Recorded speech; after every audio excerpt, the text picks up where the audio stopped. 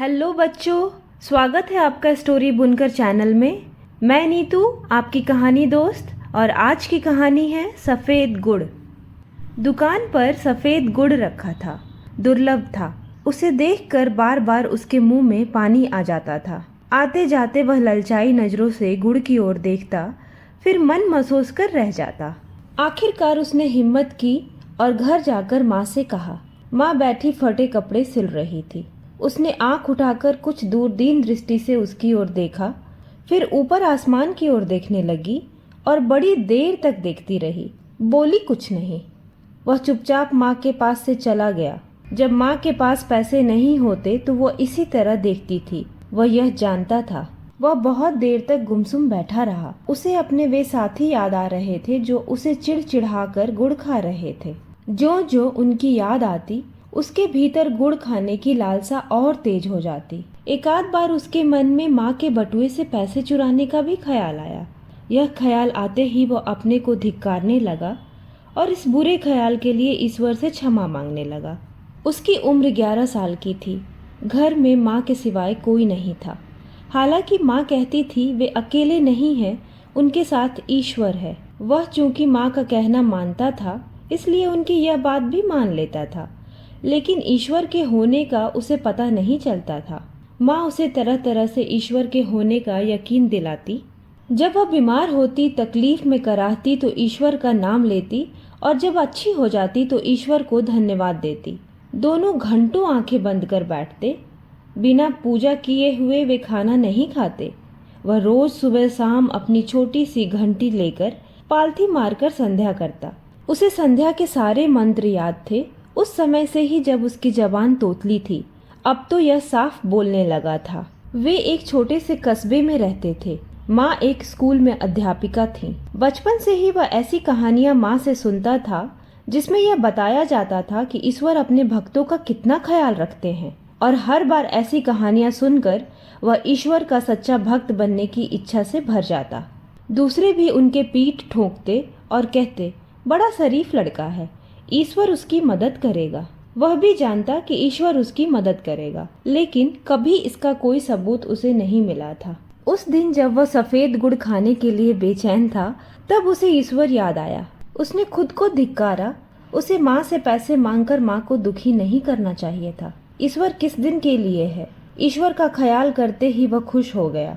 उसके अंदर एक विचित्र सा उत्साह आ गया, क्योंकि वह जानता था कि ईश्वर सबसे अधिक ताकतवर है। वह सब जगह है और सब कुछ कर सकता है।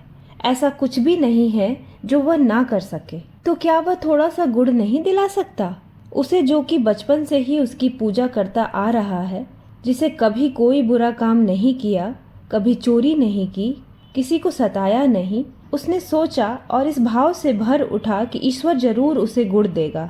वह तेजी से उठा और घर के अकेले कोने में पूजा करने बैठ गया। तभी माँ ने आवाज दी, बेटा, पूजा से उठने के बाद बाजार से नमक ले आना।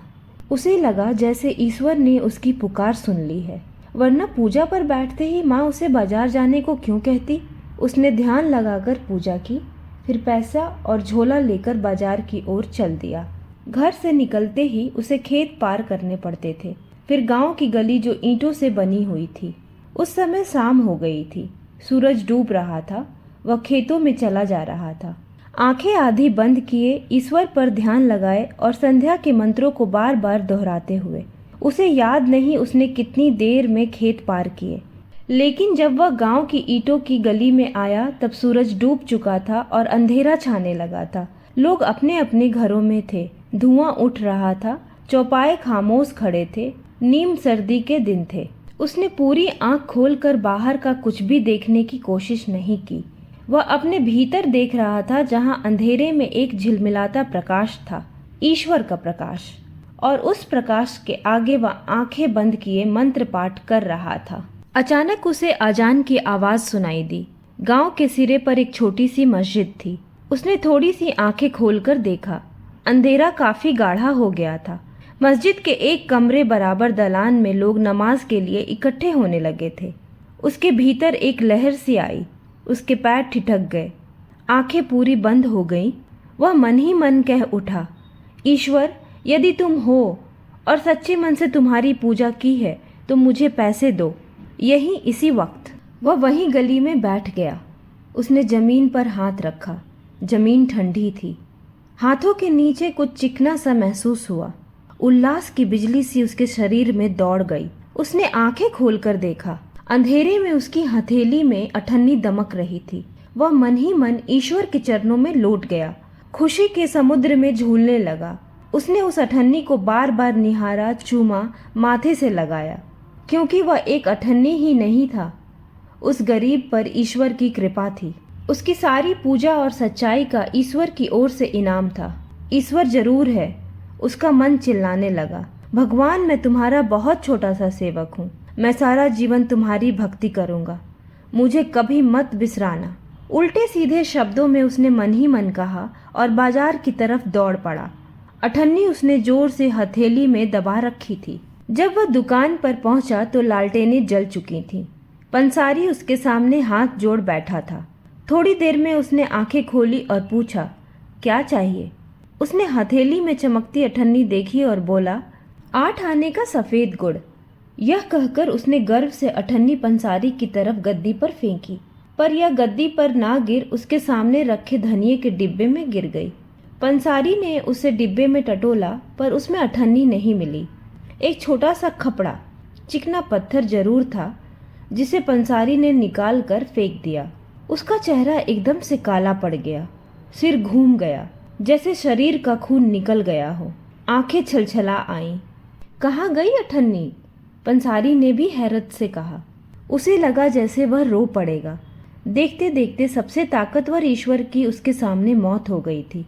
उसने मरे हाथों से जेब से पैसे निकाले, नमक लिया और जाने लगा। दुकानदार ने उसे उदास देखकर कहा, गुड़ ले लो, पैसे फिर आ जाएंगे। नहीं, उसने कहा और रो पड़ा। अच्छा, पैसे मत देना, मेरी ओर से थोड़ा सा गुड़ ले लो, दुकानदार ने प्यार से कहा और एक टुकड़ा तोड़कर उसे देने लगा। उसने मुंह फिरा लिया और चल दिया। उसने ईश्वर से मांगा था, दुकानदार से नहीं। दूसरों की दया उसे नहीं चाहिए, लेकिन अब वह ईश्वर से कुछ नहीं मांगता।